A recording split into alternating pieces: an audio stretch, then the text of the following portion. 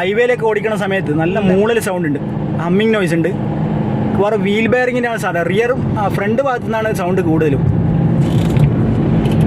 Front right side പോലെയൊക്കെ തോന്നുന്നുണ്ട്. കണ്ടാ, ഞാൻ താഴെ ഒന്ന് കാണിച്ചു തരാം. സൗണ്ട് കണ്ടാ, മൂളിൽ ശരിക്കും കറക്റ്റായിട്ട് മനസ്സിലാവുന്നുണ്ട്. ഞാൻ അവിടെ നിന്ന് ഇങ്ങോട്ടേക്ക് വരുന്ന സമയത്ത്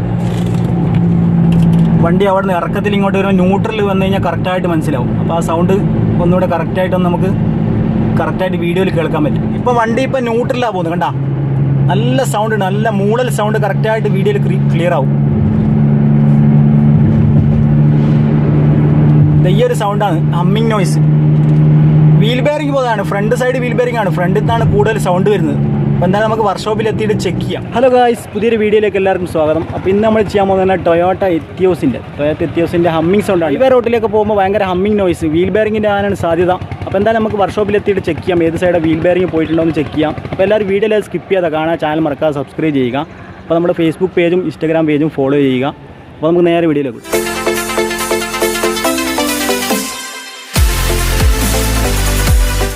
നമ്മൾ വണ്ടി ലിഫ്റ്റിൽ കയറ്റിയിട്ട് കറക്കി നോക്കുമ്പോൾ ആ ഫ്രണ്ടിലത്തെ റൈറ്റ് സൈഡിൽ തന്നെ കറക്കിയിട്ട് ഇങ്ങനെ വീല് ഷോക്കിൽ ഇങ്ങനെ പിടിച്ച് കഴിഞ്ഞാൽ തന്നെ വൈബ്രേഷൻ കിട്ടും. കേട്ടോ, ഇപ്പോൾ ഇത് കുഴപ്പമില്ല, റൈറ്റ് സൈഡത്തെ കുഴപ്പമില്ല. ലെഫ്റ്റ് സൈഡത്തെ ബെയറിംഗ് ആണ് പോയിട്ടുള്ളത്.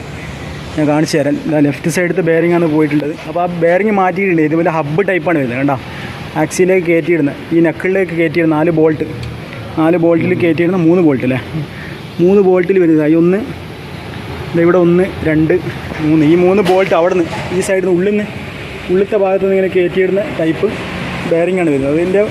അതിൻ്റെ ബോക്സ് വരുന്നത്, ഉള്ളിലത്തെ ആ ബോൾട്ടിൻ്റെ ഷേപ്പ് വരുന്നത് ഈ ഒരു ടൈപ്പ് ടൂളാണ് കേട്ടോ. ഈ ഒരു ടൈപ്പ് കറക്റ്റ് ടൂളാണ്. ഇതിൻ്റെ ടൂളിൻ്റെ സൈസ് എന്ന് പറഞ്ഞു കഴിഞ്ഞാൽ E20 എന്താ E20 എന്നുള്ള ടൂളുണ്ടോ, E20 എന്നുള്ള ഈ ഒരു ടൈപ്പ് ഫ്ലവർ ടൈപ്പ് ഒരു ബോൾട്ടാണ് ഇത് വരുന്നത്. എത്തിയോസിൻ്റെ 3 ബോൾട്ട് വരുന്നുണ്ട്.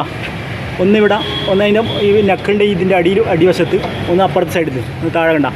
ഈ 3 സൈഡിലുള്ള ടൂളാണ്. ABS ഇത് വരുന്നതുകൊണ്ട്, ABS ബെയറിങ് ABS അടക്കം വരുന്ന കാരണം ABSൻ്റെ വയറും അതിൻ്റെ ഒപ്പം തന്നെ വരുന്നുണ്ട്. ABSൻ്റെ വയർ കണക്ടർ ഇവിടെ ഈ ഫെൻഡർ ലൈനറിൻ്റെ ഉള്ളിൽ കൂടെ കണക്ട് ചെയ്ത് വെക്കും.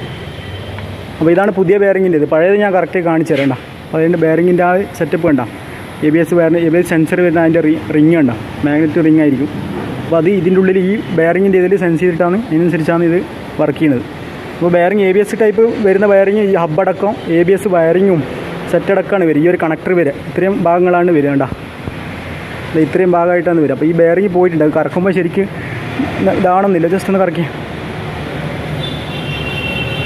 ഇല്ല, കറക്കുമ്പോൾ ഇതിൽ വീഡിയോയിൽ അത്ര ക്ലിയർ ആവുന്നില്ല, സൗണ്ട് അങ്ങനെ കിട്ടുന്നില്ല. കയ്യിലിങ്ങനെ ചെറിയൊരു വൈബ്രേഷൻ വരുന്നുണ്ട്.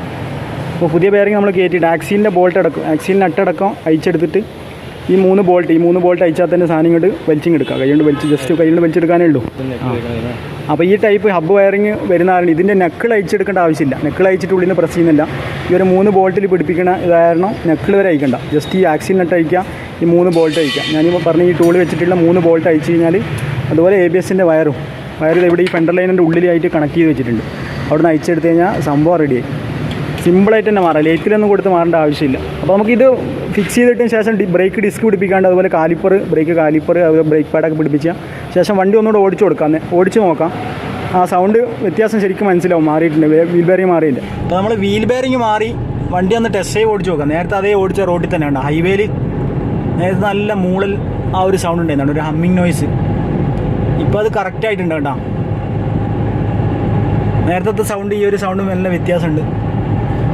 അപ്പോൾ അവിടെ വണ്ടി ഒന്ന് ഇറക്കത്തിലൊക്കെ ന്യൂട്രലിൽ പോകുമ്പോൾ കറക്റ്റ് എൻജിൻ സൗണ്ട് ഇല്ലാതെ തന്നെ കറക്റ്റ് നമുക്ക് ഫീൽ ചെയ്യും കേട്ടോ. വണ്ടി ഇപ്പം ന്യൂട്രലാണ് പോയിക്കൊണ്ട് കേട്ടോ.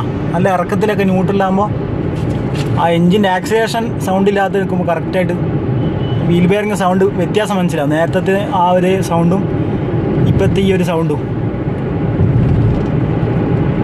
ടയറിൻ്റെ ചെറിയൊരു നോയ്സ് ഉണ്ട്. ടയർ ത്രെഡ് ഏകദേശമൊക്കെ ആയിട്ടുണ്ട്, അത് നോയ്സേ ഉള്ളൂ. ബെയറിങ്ങിൻ്റെ ആ മൂളിലൊക്കെ ഫുള്ളായിട്ട് പോയിട്ടുണ്ട് കേട്ടോ. അപ്പോൾ വീൽ ബെയറിങ്ങിൻ്റെ സൗണ്ട് ആകുമ്പോൾ ഇങ്ങനെയൊക്കെ വരും.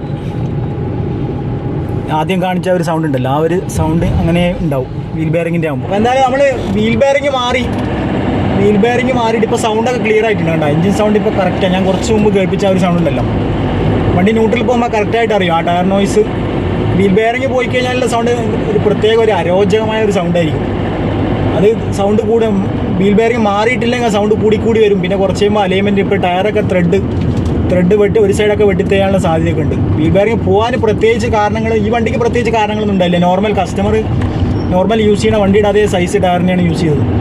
പിന്നെ ഒന്ന് കാലപ്പഴക്കം കൊണ്ട് അതിനുള്ളിൽ ഗ്രീസൊക്കെ പോയിട്ടൊക്കെ വരാം. ഗ്രീസൊക്കെ അങ്ങനെ പുറത്തേക്ക് പോയാലുള്ള പാടൊന്നും അങ്ങനെ കാണാൻ പറ്റില്ല. പിന്നെ ഹീറ്റ് വണ്ടിയുടെ ഓട്ടത്തിനനുസരിച്ച് ഇങ്ങനെ ചൂടായിട്ടൊക്കെ ഗ്രീസൊക്കെ ചിലപ്പോൾ ഇതായി പോവാം, സ്റ്റിക്കി ആയി പോയിട്ട് അങ്ങനെയൊക്കെ വരാം. അങ്ങനെയൊക്കെ വരുമ്പോഴൊക്കെയാണ് ബെയറിങ്ങിന് തേയ്മാനം വന്നിട്ട് അങ്ങനെയാണ് സൗണ്ട് വരുന്നത് വീൽ ബെയറിങ്. അപ്പോൾ ഇതിൻ്റെ ഫ്രണ്ട് വീൽ ബെയറിംഗ് ആണ് മാറിയത്, ABS ടൈപ്പാണ്. അപ്പോൾ റേറ്റ് അതിനനുസരിച്ച് കൂടുതലുണ്ട്. ലെഫ്റ്റ് സൈഡത്തെ വീൽ ബെയറിങ് റൈറ്റും ലെഫ്റ്റും വ്യത്യാസമുണ്ട്. സാധനം ലെഫ്റ്റും റൈറ്റും ABSൻ്റെ വയറിങ് വരുന്ന ഭാഗത്ത് വ്യത്യാസമുണ്ട്. എല്ലാ വണ്ടിയുടെ അങ്ങനെ റിയറിൽ ഏകദേശമൊക്കെ സെയിം ആയിരിക്കും.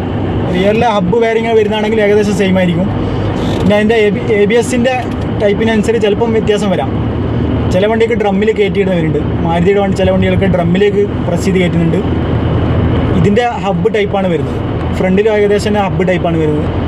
അപ്പോൾ എന്തായാലും വീഡിയോ ഇഷ്ടപ്പെട്ടാൽ ലൈക്ക് ചെയ്യുക. തുടർന്നും ഇതുപോലുള്ള വീഡിയോകൾക്കായി ചാനൽ മറക്കാതെ സബ്സ്ക്രൈബ് ചെയ്യുക. അപ്പോൾ നമ്മുടെ ഇൻസ്റ്റാഗ്രാം പേജും ഫേസ്ബുക്ക് പേജും ഫോളോ ചെയ്യുക. അപ്പോൾ വീണ്ടും മറ്റൊരു വീഡിയോയുമായി കണ്ടുമുട്ടാം. എല്ലാവർക്കും ഗുഡ് ബൈ.